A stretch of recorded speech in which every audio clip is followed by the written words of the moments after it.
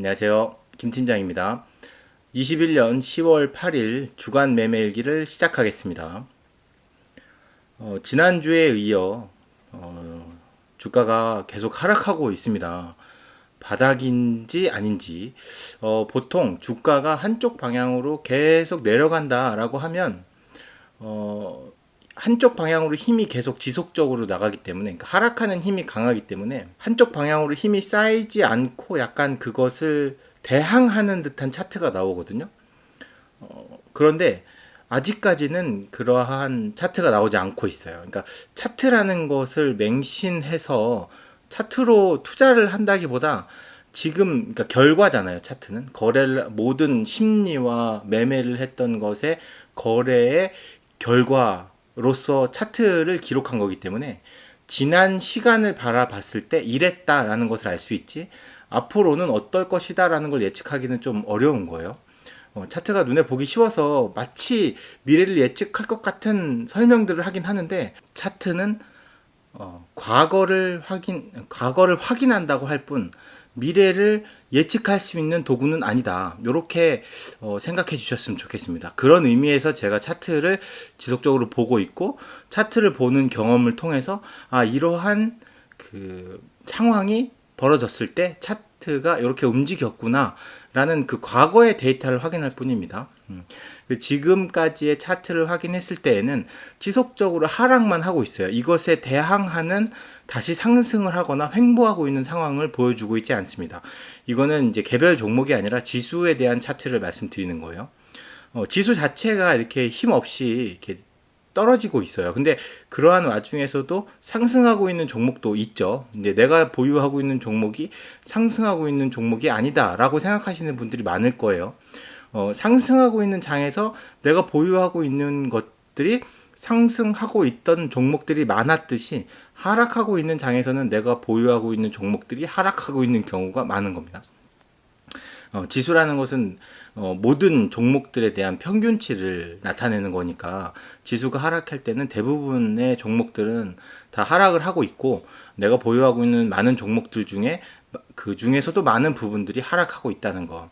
뭐 때에 따라서는 그 비중이 높은 종목, 삼성전자가 하락하면 나머지 종목들이 상승하는 것에 비해서 하락하는 상황이 더 많기도 하고 하지만, 거꾸로 삼성전자 같이 비중이 큰 종목이 상승하게 되면 다른 종목이 하락하게 되더라도 지수는 상승하게 될 수도 있긴 하지만, 이러한 지금과 같은 하락장에는 지수 플러스 삼성전자도 하락하고 있고 다른 모든 종목들도 하락하고 있는 겁니다.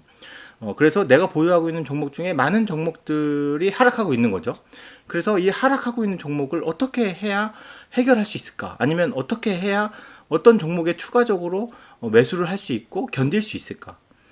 왜 견뎌야 된다고 생각하는가? 이런 것을 좀 더 생각해 보는, 투자를 할 때, 하락할 때, 항상 상승할 때는 종목에 대해서 고민을 많이 하지 않는 것 같아요. 그냥 뭐 당연히 상승한다고 생각하니까. 근데 내가 보유하고 있는 종목이 하락할 때, 특히 내가 매수한 금액보다 더 많이 하락할 때 그 종목에 대해서 더 많이 고민하는 것 같아요. 내가 정말 올바르게 선택을 했나? 이것이 정말 맞는 종목인가? 다른 종목은 더 좋은 거 없나? 저 지금 올라가는 종목은 왜 올라가나? 이런 것에 대해서 생각하는 것. 지수가 이렇게 하락하는 시점에는 여러분들이 주식에 대해서 조금 더 공부하고 고민할 수 있는 시간이 된다는 것. 근데 이게 무분별하게 매수를 했다고 하면 일상생활에 지장을 줄 만큼 고민을 많이 하게 된다는 거죠. 그렇게 고민을 많이 하게 되면 직장 생활을 정말 어렵게 할 수도 있고, 내가 진행하고 있는 다른 일들을 올바르게 진행하지 못할 수도 있다는 것. 그렇다는 것은 돈을 빌려서 투자를 했거나 너무 많이 투자를 했거나, 그렇다는 겁니다. 그렇게 하지 않으셨으면 좋겠어요. 투자는 빌려서 하거나 너무 감당할 수 없는 만큼의 너무 많은 금액을 하거나 잘 알지 못하는 기업에 투자를 했을 때 그걸 감당할 수 없어서 파시는 분들을 먹이 사슬의 가장 아랫단에 있는 거거든요. 가장 먹기 좋은 먹잇감이 되는 거죠.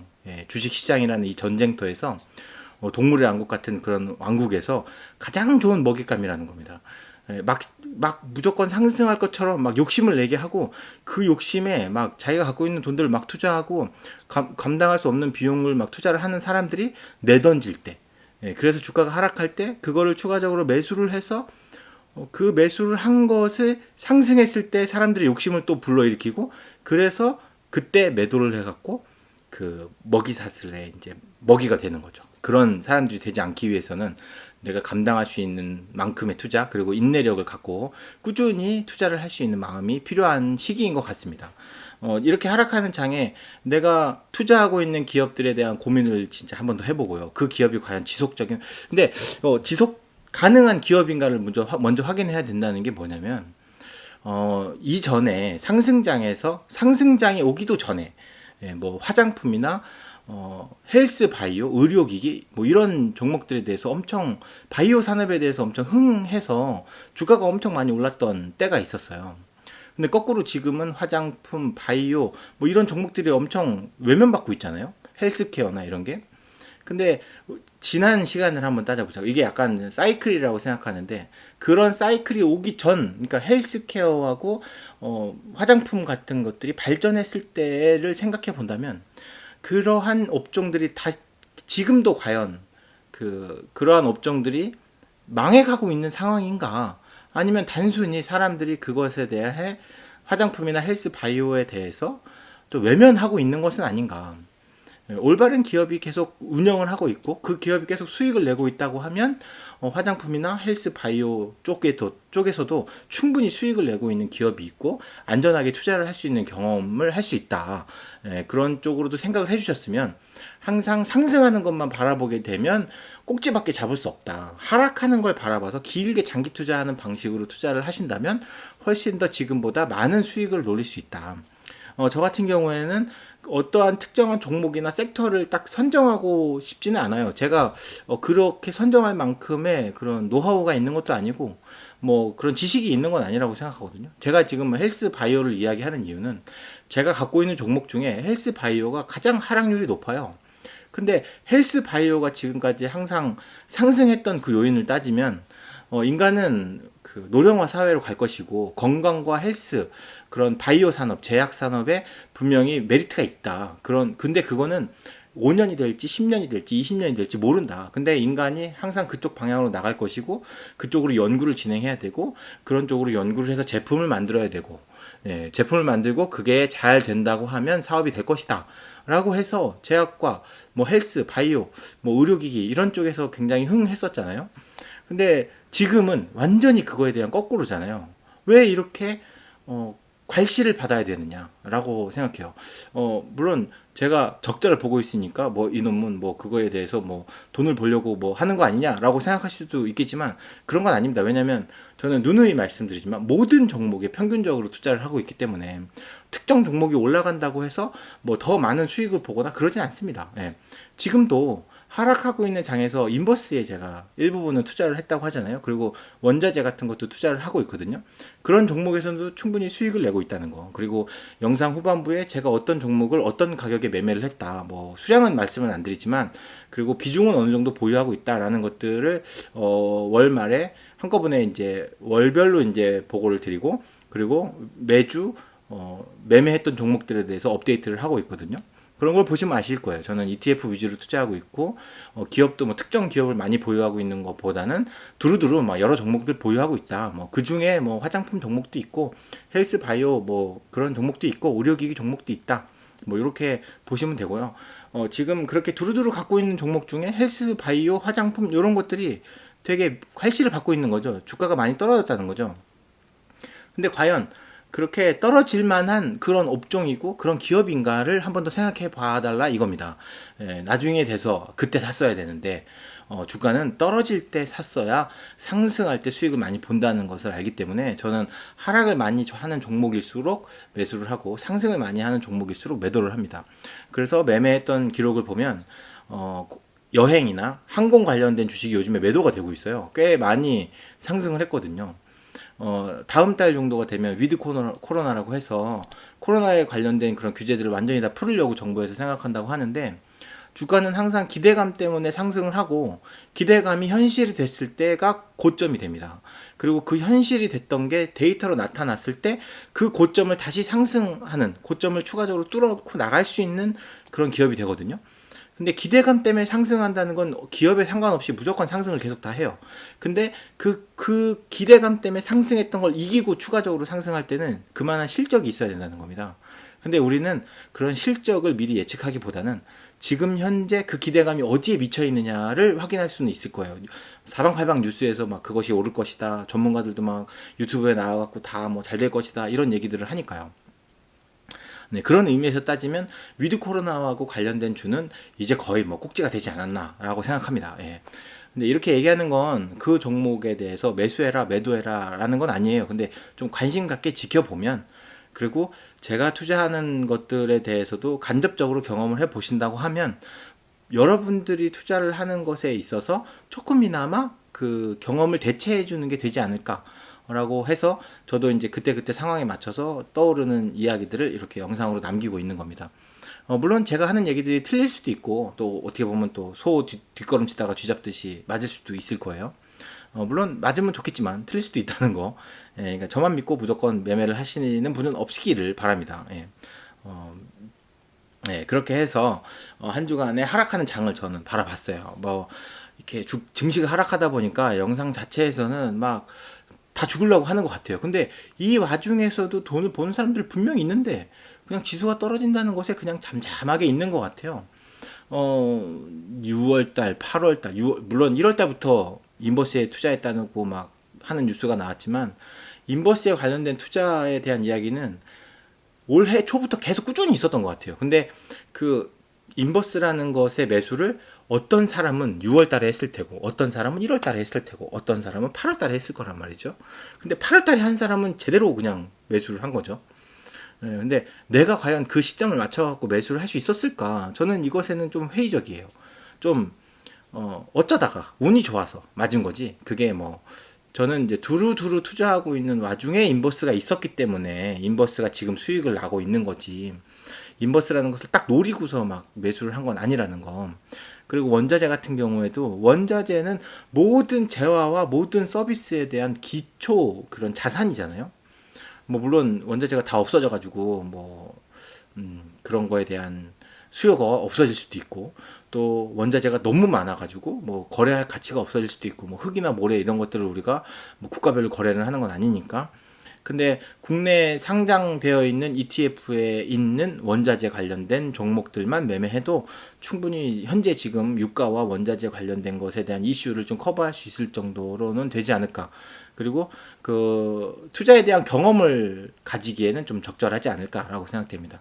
초보자로서, 투자한 지 얼마 안 된, 10년이 안 된 저로서는 여러 가지 그런 투자 자산에 대한 움직임과 그런 시장의 변화에 따른 주가의 움직임들을 몸소 체험하기 위해서는 ETF 투자가 가장 적절한 것 같습니다. 예. 이 영상을 보시는 분들도 그런 ETF에 좀 간접적으로 투자를 해보신다면 본인에게 맞는 투자 방식이 어떤 건지, 뭐 달러나 뭐 엔화 뭐 이런 거에 투자할 수도 있고요.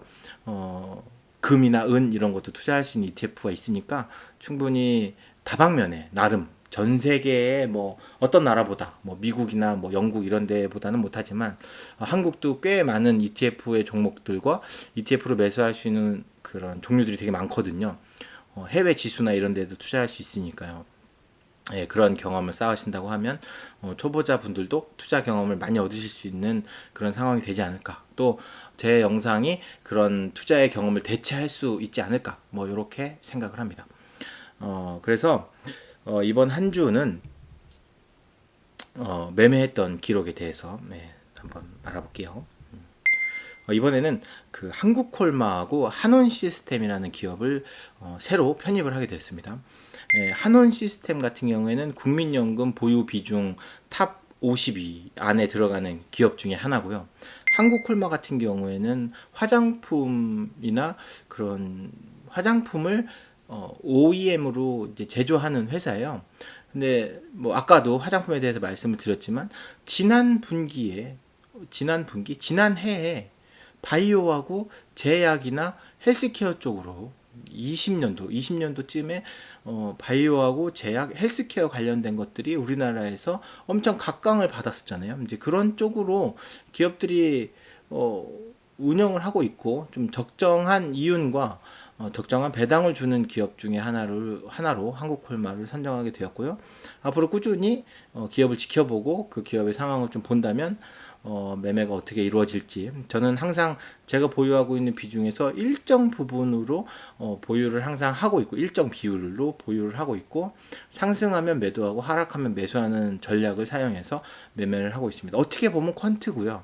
이제 퀀트는 그런 시장 상황 자체를 숫자로만 이렇게 나눠서 하는 거라고 하는데, 저는 등락률에 대한 그런 가중치를 부여해서 매매를 하고 있으니까, 내가 보유하고 있던 종목들에 대한 상대적인 등락률이 높은 것, 상대적인 등락률이 낮은 것들에 대한 매매를 하고 있거든요. 그래서 100% 퀀트하고 똑같다라고 하기는 좀 어려운데, 어쨌든 뭔가를 지수화하고 그걸 수치화해서 매매하는 기준으로 삼는다는 것은 퀀트랑 좀 맞는 것 같아요. 제가 예전부터 이런 매매 방식에 대해서는 변동률 가중치 투자 방법 뭐 이렇게 제가 얘기는 하고 있는데, 뭐 이게 올바른 방법이 될지 아니면 뭐 그릇된 방법이 될지는 조금 더 투자했던 기간을 좀 늘려봐야 정확하게 수익에 대해서 알 수 있을 것 같고요. 그런 경험을 이렇게 기록으로 남기고자 해서 영상을 촬영하고 있는 겁니다. 예, 그렇게 됐고요. 뭐 현대건설 매수했고요. 그리고 러시아, WTI 원유선물, 고배당 저변동, 그다음에 은행, 미디어 컨텐츠, 메리츠화재, 한국가스공사, 아시아나항공. 자, 여기서도 보시면 지금 유가 같은 것들이 엄청 상승했잖아요. 그래서 원유 관련된 종목, 그리고 러시아하고 한국가스공사 같은 경우에는 천연가스 가격이 상승하면서 러시아와 한국가스공사에 대한 주가가 엄청 많이 올랐어요. 그리고 위드 코로나 관련돼서 아시아나항공 관련된 주가가 많이 올랐고요. 항공주가 많이 올랐고요. 그리고 은행도 금리가 상승할 거라는 기대감에 상승했고요. 지금 보면 다 상승을 하고 있는 종목들에 대한 매도가 이루어지고 있는 거예요. 그리고 매수 같은 경우에는 보유 비중이 적고, 그리고 하락률이 높은데 대부분은 보유 비중이 적은 거예요. 그리고 하락률이 높은 것 보면은 코스닥 바이오테크 같은 건 하락률이 되게 높고요.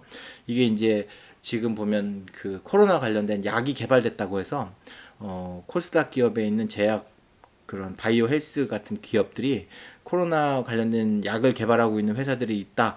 근데 이제 벌써 제약 같은 게 개발이 되어 버렸으니까 그러니까 1등이 아닌 게 돼 버리니까 이제 좀 기대감이 많이 사라져서 하락을 많이 한 것 같아요. 그렇게 됐고요. 인도네시아하고 미국 S&P 500도 추가적으로 매수했습니다. 지금 미국 지수도 많이 하락을 하고 있죠. 그래서 매수가 되었어요. 이렇게 매수하고 매도했던 기업에 대해서 알아보고 있고요. 저는 하락과 상승 폭이 되게 좀 이렇게 계속 이렇게 지속적으로 가야지 약간 수익을 얻는 구조이거든요. 이게 횡보장에서 굉장히 좀 더 많은 수익을 낼 수 있을 것 같다. 요즘에는 그런 생각이 들어요. 상대적으로 많이 상승했던 종목은 매도하고, 상대적으로 많이 하락했던 종목을 매수하면 이게 등락률이 계속 반복이 될 때 매도하고 매수하고 뭐 이렇게 되니까 요즘에는 아예 횡보를 좀 했으면 좋겠다. 근데 하락하니까 오히려 더 좋은 거예요. 그리고 현금 비율도 많이 올렸으니까 이제 좀 매수를 좀 해야 되는 거 아닌가, 뭐 이런 생각도 들고 합니다. 다음으로는 수익률입니다. 코스피 지수는 2956.3, 코스닥은 953.11, 전주 대비 마이너스 3.06%고요. 저는 누적 수익률이 15.66%로 전주 대비 마이너스 0.52%입니다. 지수는 많이 하락했는데 저는 많이 하락을 안 했죠. 보유하고 있는 원자재 관련된 ETF하고 인버스 ETF에서 수익이 났으니까 상대적으로 하락하는 것을 좀 방어하게 되지 않았나, 이렇게 생각이 듭니다. 저도 하락은 했지만 그래도 지수보다는 적게 하락한 거에 좀 위안을 갖고요. 그리고 좀 많이 좀 올라갔던 현금 비율, 30%가 넘어가는 현금 비율을 아직은 유지하고 있는 것. 그래서 추가적으로 하락할수록 추가적으로 그 현금으로 매수를 할 수 있다는 것. 이래서 투자 7, 현금 3 이렇게 운영을 하고 있는 게 지금으로서는 너무 좋은 것 같아요. 제가 한 6월, 5월 달부터 그때는 현금 비율이 25%인가 막 그랬어요. 근데 좀 불안하더라고요. 지수도 많이 올라갔고 약간 꺾이는 것 같기도 하고, 그래서 아마 영상에서도 얘기했듯이 현금 비율을 좀 높이고 싶다. 현금 비율을 계속 높이려고 하고 있다. 매수를 적게 하려고 하고 있다. 매수하고 있는 금액을 최소한으로 줄이고 매도하는 것을 기준적으로 잡는다고 하고, 그리고 저는 매달 이제 추가적으로 투자금을 투자를 하고 있으니까 시간이 지나면 현금 비율 올라갈 것이다 라고 생각하고 25%였던 현금 비중을 30%까지 올렸거든요. 이런 와중에 지수가 하락하고 있고 제가 투자하고 있는 종목의 단가가 떨어지면 추가적으로 매수할 때 부담이 훨씬 더 적어지잖아요. 그래서 항상 투자를 할 때는 현금 비중을 계속 보유하고 있어야 된다는 거. 그래야 내가 투자하고 있는 기업이 하락했을 때 좋은 가격에 매수할 수 있고 평단가를 낮출 수 있는 투자를 할 수 있다는 거가 아닐까 요즘 생각은 그렇습니다. 예, 물론 뭐 언제까지 하락이 될지 다음 주에도 계속 꾸준히 하락이 될지를 모르겠어요. 근데 지금 촬영을 제가 월요일 날 하고 있거든요. 근데 월요일 날까지도 하락을 했어요. 참 하락을 하지 않았으면 좋겠지만 제가 비록 현금 보유를 많이 했다고 하더라도 예, 투자는 치를 하고 있잖아요. 그래서 좀 더 많이 좀 반등을 하는 시점 그리고 좀 더 매수를 할 수 있는 시점이 되었으면 좋겠고 근데 장기적으로 투자를 했을 때 지금 좀 하락해도 되지 않나 뭐 사람에 따라 틀리긴 하지만 지금 하락하는 것에 대해서 아직까지는 좀 든든하다 뭐 이렇게 생각하고 있습니다. 누적 수익률 같은 경우에는 제가 한창 올라갈 때 보니까 22%, 23%까지도 되었더라고요. 근데 지금은 15점이면 고점 대비 한 7% 정도가 하락한 건데 지수는 거의 한 10%가량 하락을 했단 말이에요. 그러면 저는 약 3%가량 방어를 한 거잖아요. 네, 그렇게 따지면 아직은 좀 제가 투자하고 있는 방식이 아주 뭐 나쁘진 않다. 근데 사람들은 더 많이 투자를 하고 더 많은 수익을 내고 했던 분들도 계신데 저는 제가 하고 있는 일상생활에 지장 없이 지금 안정적으로 수익을 얻고 있는 구조를 만들려고 지금 하는 거니까 저하고 비슷한 생각으로 투자를 하시는 분들은 참고하셔서 투자하시는데 도움이 되셨으면 좋겠습니다. 예, 오늘 하루 원래는 제가 주말에 촬영을 해서 일요일날 업로드를 하거나 했는데 오늘은 촬영이 좀 많이 늦어졌어요. 그래서 월요일날 촬영을 하게 됐습니다. 예, 월요일 종가를 본 기준으로 봤을 때는 좀 가슴이 아픈 지수이긴 하지만 충분히 이번 주를 지나고 위드 코로나가 또 되면 또 경제 활동이 좀 더 활발하게 일어나게 될 거고 외부 활동이 좀 더 자유롭게 될 거고 또 악재보다는 이 악재를 딛고 일어서는 또 호재가 훨씬 더 많을 시기라고 생각하고 대한민국은 그것을 또 극복할 수 있는 나라라고 생각하기 때문에 너무 이렇게 안 좋게만 생각하지 마시고 대신에 투자를 하시는 것에 믿음이 부족하거나 공부가 덜 된 기업이 있다 그러면 지금이라도 정리를 해서 올바른 기업에 투자를 할 수 있는 그런 시기가 되었으면 합니다. 자, 저는 다음 주에 아니죠. 이제 오늘 월요일이니까 이번 주 금요일 날 종가 기준으로 또 내용을 정리해서 다시 한번 영상에서 찾아뵙도록 하겠습니다.